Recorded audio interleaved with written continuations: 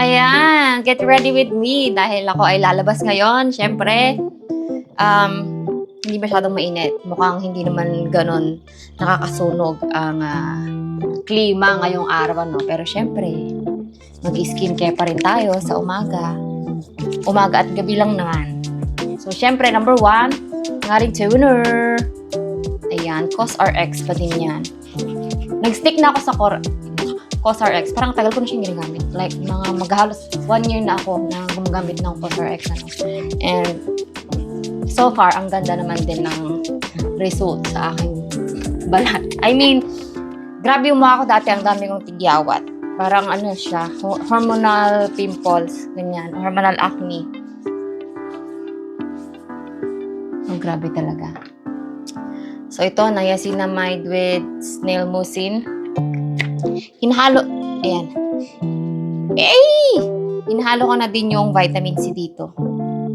O, diba? Vitamin C sa mukha. Meron din akong vitamin C sa katawan. Kabiro ka yan. So, ang plan ko today is makakain sa labas, makapag-lunch. Kung ano yung mahanap ko ngayon, kung ano yung magiging interesado ako, doon lang. Doon tayo gugora. Nilalagay ko din yan dito yung pagka may sumusobra. Kasi sayang naman.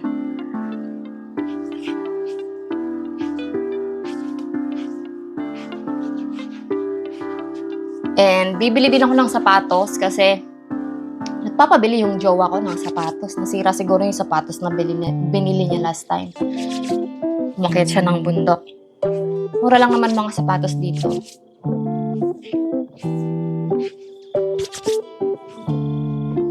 Tapos mamaya, hopefully, makapag-swimming tayo sa dagat.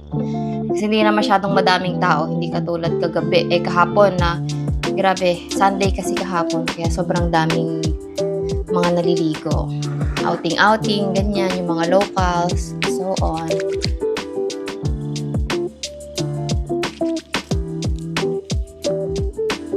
Sa Palawan, hindi ko alam kung ako lang or baka hindi ko lang din napapansin. Bihira yung makita mong mga locals doon na naliligo sa dagat. Di ba ang ganda ng dagat sa Palawan?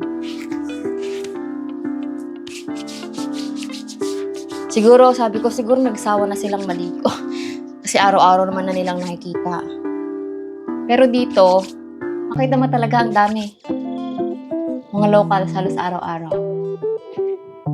Kung i-compare ko yung beach ng Santa Marta sa Palawan, mas maganda yung mga natin. Mas mga dagat natin, mas bluer, clearer, and yun nga, maganda ang kulay.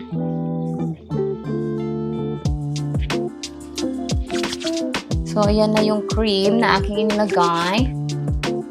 Siyempre, ito pa rin is snail mucin. Diba?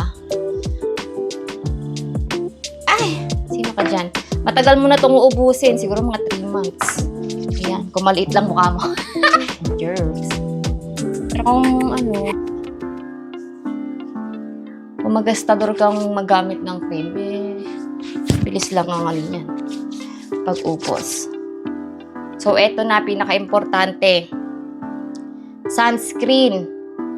Huwag kang lalabas na hindi ka naka-sunscreen. Kasi masisira ang skin mo. So, gustong-gusto ko tong sunscreen na to, by Beauty of Joseon.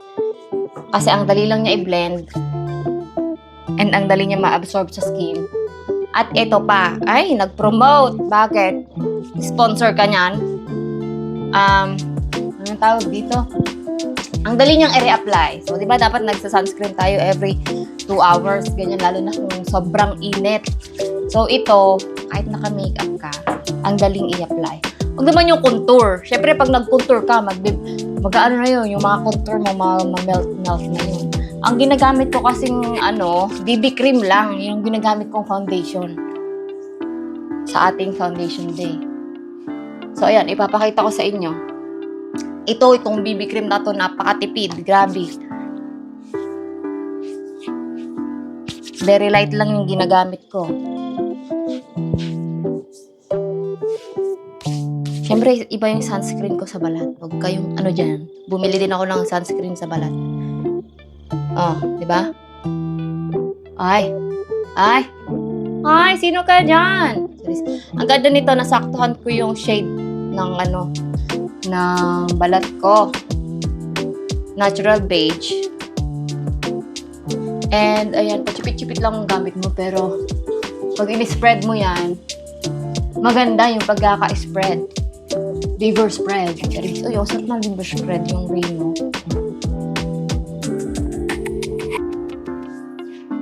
Ayan o, di ba? Parang walang nangyari. Parang walang nangyari. And then for me, neutralize niya kasi yung shininess. Shininess na binibigay ng sunscreenness. Di ba? Sure. Tsaka mag-concealer tayo para maitago yung sama ng ugali mo. Ay, charis. Sama ng mga sumpa dyan sa... Hindi ako nakatulog kagabi. Masyado. Like, 5 hours lang. Alauna na yata ako natulog. May pinapanood kasi akong sitcom. Ang ganda sa YouTube. Vicious. Grabe yung tawang-tawa ako. Nakakatawa din yung British humor, no?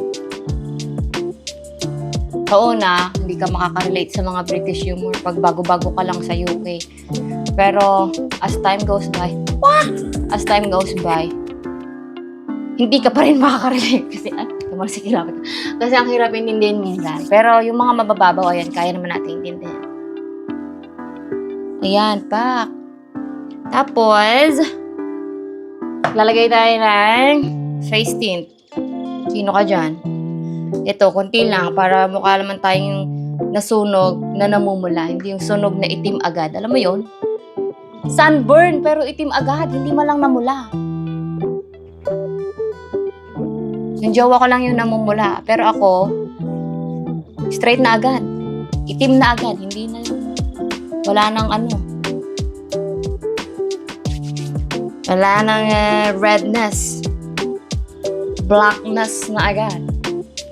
Pero okay lang. I love my skin so much. Hindi katulad dati na gusto ko magluta, ganyan. Kasi pag maputi, yun ang standard ng maganda.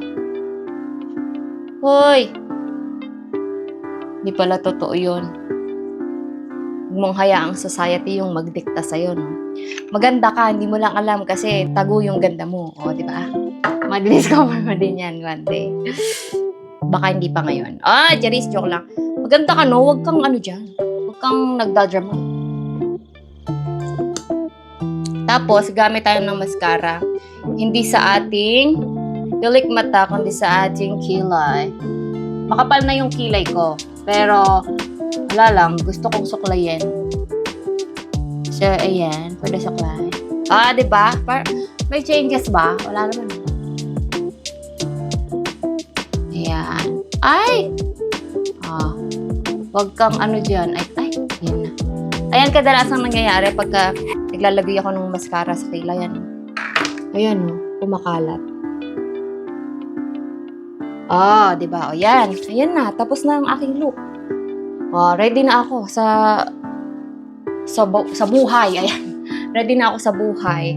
Maglalagay na lang ako ng sunscreen sa aking mga braso para hindi naman masyadong sunog na sunog. And, ayan na. Ayan na nga, nakapag-ayos na tayo ng ating hair. So, ayan, mukha tayong dinilaan ng baka, di ba?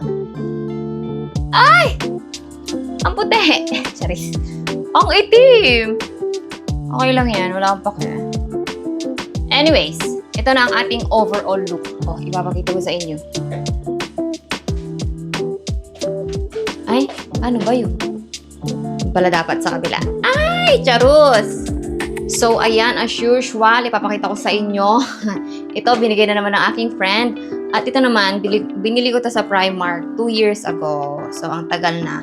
And, syempre, nakachinelas lang tayo. Kasi, sa sandals ka pa ba? Dami ng mga alikabok at mga sand. Ay, ano ba yung Tagalog na sand? Ay, hindi marunong Tagalog. Sa paligid, kaya yan. So, ito ang ating bag. from Uniqlo na murang-mura. Ayan. O, yan ang ating look for today's video. Anyways, bye!